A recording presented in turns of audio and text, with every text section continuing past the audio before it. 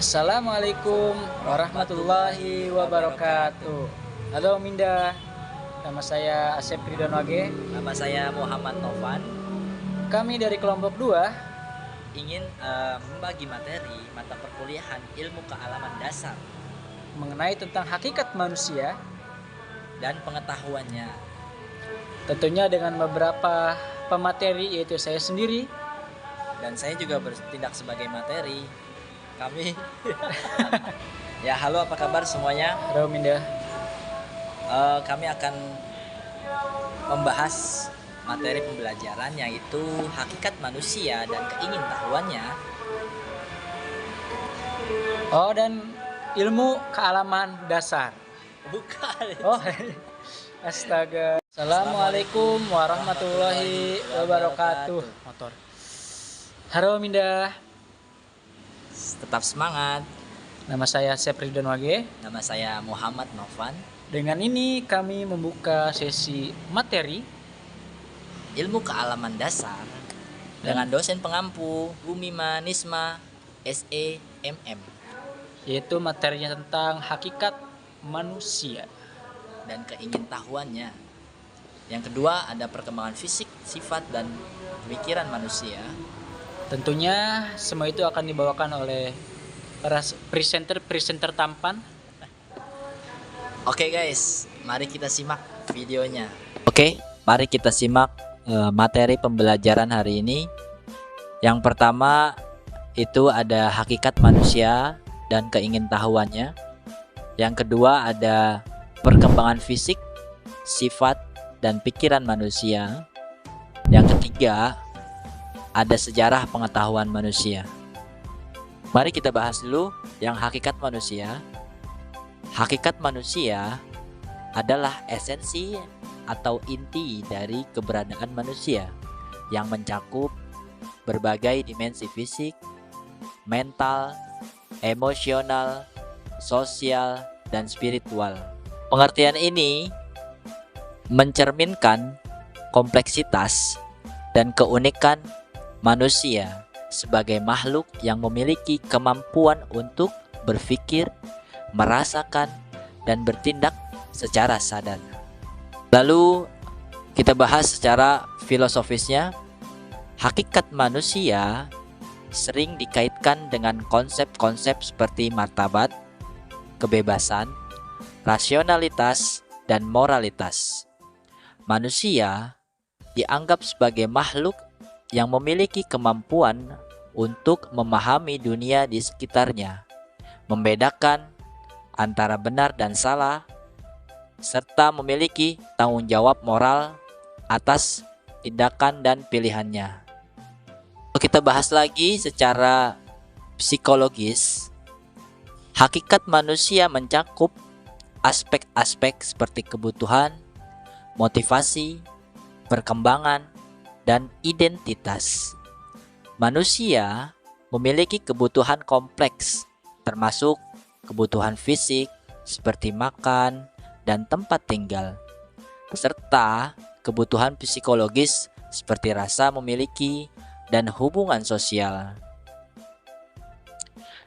Secara sosiologis, memandang hakikat manusia dari sudut pandang interaksi sosial dan pembentukan identitas kolektif, manusia tidak hanya individu yang eksis secara independen, tetapi juga bagian dari masyarakat dan budaya yang lebih luas.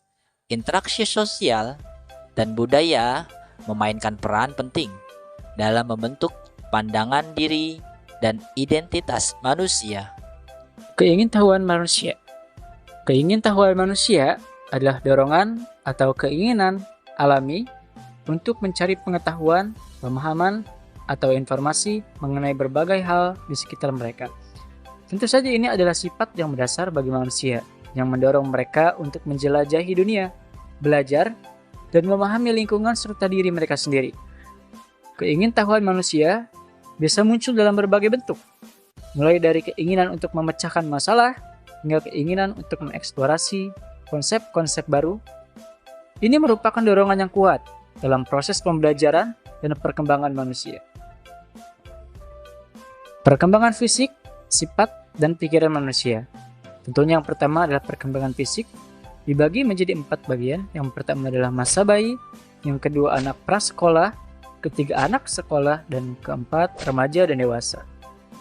Pada masa bayi, perkembangan fisik mencakup pertumbuhan cepat, perkembangan sistem syaraf, kemampuan motorik kasar seperti mengangkat kepala, meraih objek, dan kemampuan motorik halus seperti menggenggam. Anak prasekolah, perkembangan fisik tetap cepat, termasuk pertumbuhan tinggi badan dan berat badan, koordinasi motorik yang lebih baik, dan perkembangan sistem indera, penglihatan, pendengar, dan perasa. Anak sekolah, perkembangan fisik terus berlanjut, namun lebih lambat. Anak-anak mengalami perubahan fisik pubertas, seperti pertumbuhan organ reproduksi, perubahan suara, dan pertumbuhan rambut. Remaja dan dewasa, pubertas memunculkan perubahan fisik yang signifikan, termasuk perkembangan sekunder seperti pertumbuhan rambut di wajah dan tubuh, pertumbuhan payudara pada perempuan, dan peningkatan massa otot. Pada dewasa, pertumbuhan fisik mencapai puncaknya dan kemudian stabil, meskipun terjadi proses penuaan.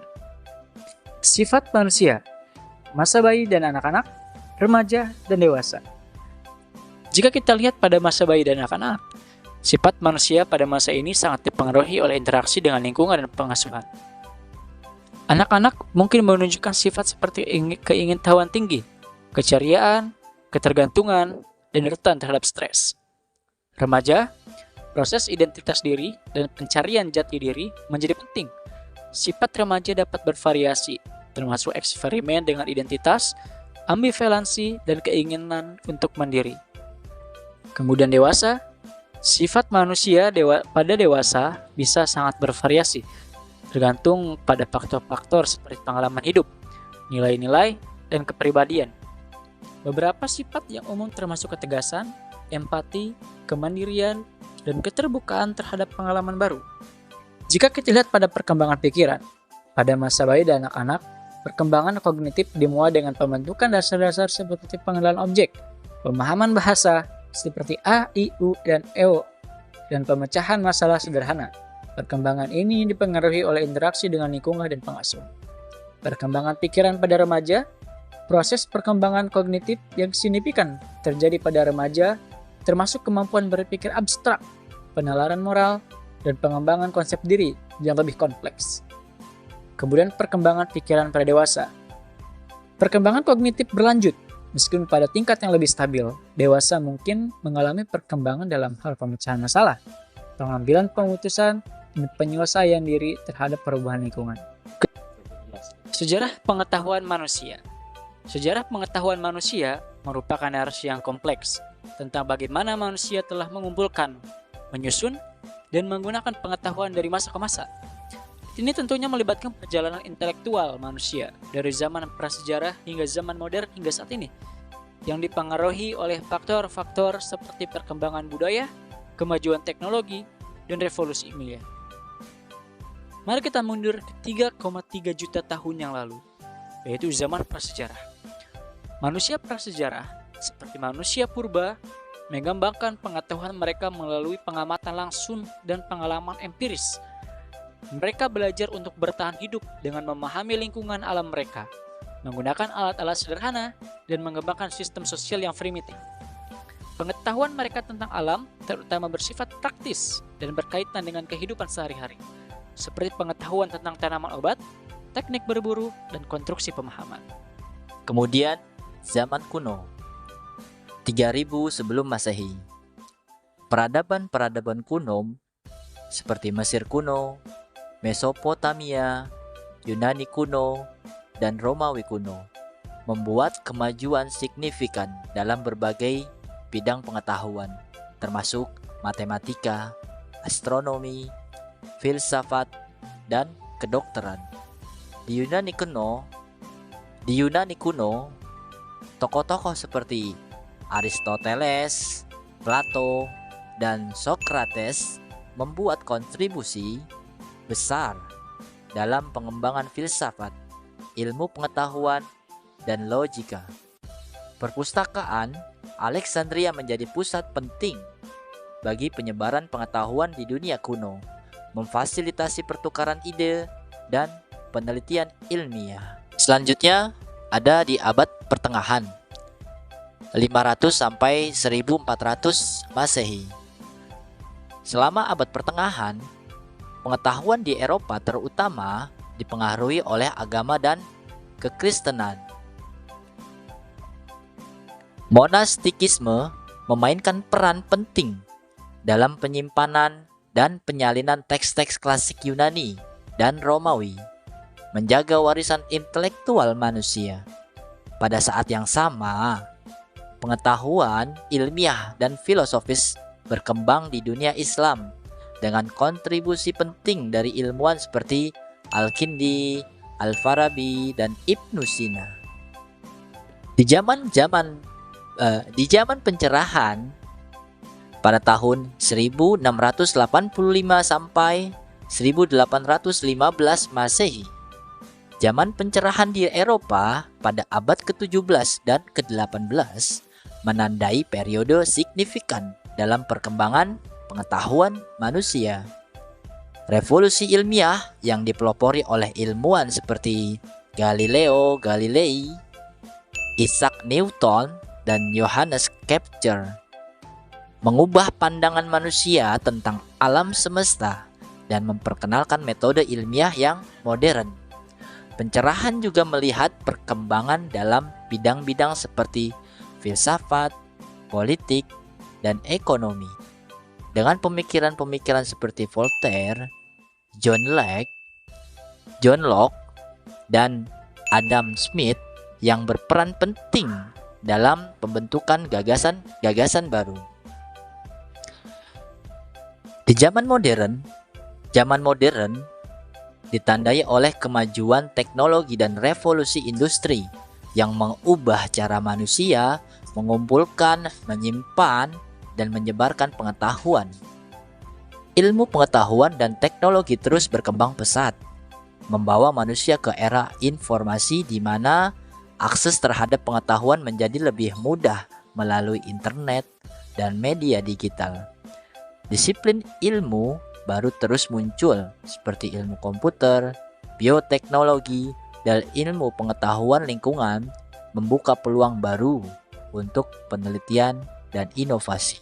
Jika kita sudah mendengar beberapa materi pembelajaran, maka kesimpulan yang sudah kami buat secara keseluruhan, sejarah pengetahuan manusia adalah sebuah narasi yang menggambarkan evolusi intelektual manusia dari zaman prasejarah hingga ke zaman modern. Dalam perjalanan ini, manusia telah mengembangkan pengetahuan mereka melalui pengamatan, eksperimen, dan refleksi, dipengaruhi oleh perkembangan budaya, agama, dan teknologi di sepanjang sejarah. Dari zaman kuno hingga zaman modern, manusia terus mencari pemahaman yang lebih dalam tentang alam semesta dan diri mereka sendiri, menghasilkan kemajuan yang signifikan dalam berbagai bidang ilmu pengetahuan, filsafat, dan teknologi.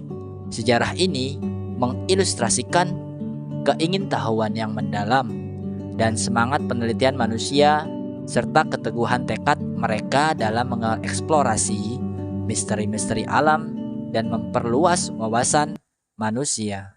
Sekian materi yang dapat kami sampaikan. Kurang lebihnya mohon maaf. Semoga apa yang kita sampaikan bisa bermanfaat buat kalian. Kurang lebihnya mohon maaf karena kami adalah manusia biasa yang mempunyai kesalahan.